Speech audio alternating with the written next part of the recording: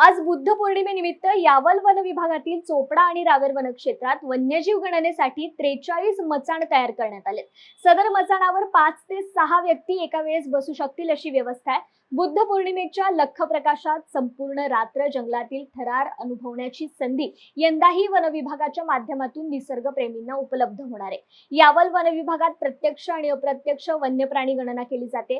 Trap कॅमेराद्वारे देखील गणना केली जात असून नौखे निसर्गप्रेमी, वन्यजीव अभ्यासक तसेच विद्यार्थी यांना देखील संपूर्ण रात्र जंगलात थरारक अनुभव लुटता यावा, त्यासोबतच वन्यजीवांची गणना करता यावी म्हणून यावल वन विभागाच्या वतीने निसर्ग अनुभवाचे आयोजन केले जाते। बुद्ध पौर्णिमेच्या दिवशी लख प्रकाशात निसर्गानुभव घेत असताना तसेच रात्री प्राणी प्रगणना करत असताना प्रामुख्याने बिबट, अस्वल, सांबर, तडस, कोल्हा यांसह चितळ, भेडकी, चौशिंगा, सायाळ, नीलगाय, रानडुक्कर, मोर आदी वन्यजीवांचं दर्शन घडतं। तसेच विविध प्रकारचे पक्षीही आढळतात।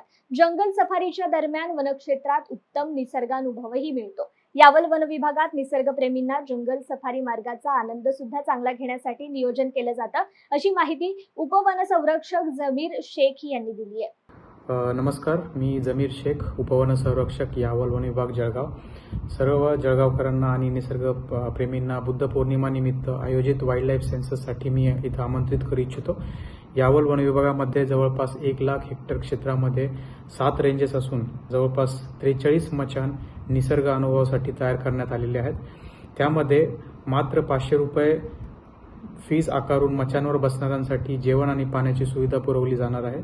यावल वन विभागामध्ये जैवविविधता मोठ्या प्रमाणात असून इथे आढळणाऱ्या वन्य प्राण्यांमध्ये वाघ, बिबट, सांबर, चितळ, कोल्हे, अस्वल, रानमांजर, नीलगाय, रानडुक्कर तसेच विविध पक्ष्यांच्या प्रजातींचा सुद्धा वावर आहे। आणि निश्चितच ही सर्व प्राणी आणि निसर्गप्रेमींसाठी चांगली संधी आहे की त्यांनी मोठ्या प्रमाणात आपला सहभाग नोंदवून या वन विभागातर्फे आयोजित करण्यात आलेल्या कार्यक्रमामध्ये त्यांनी सहभागी व्हावे आणि त्याचा सर्वांनी आनंद घ्यावा। धन्यवाद।